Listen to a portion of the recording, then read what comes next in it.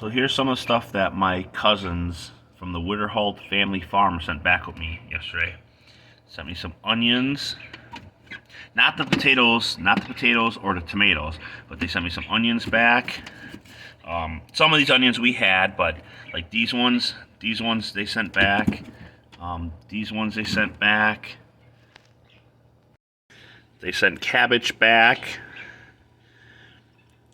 And we use this for stuffed cabbage rolls, Polish recipes.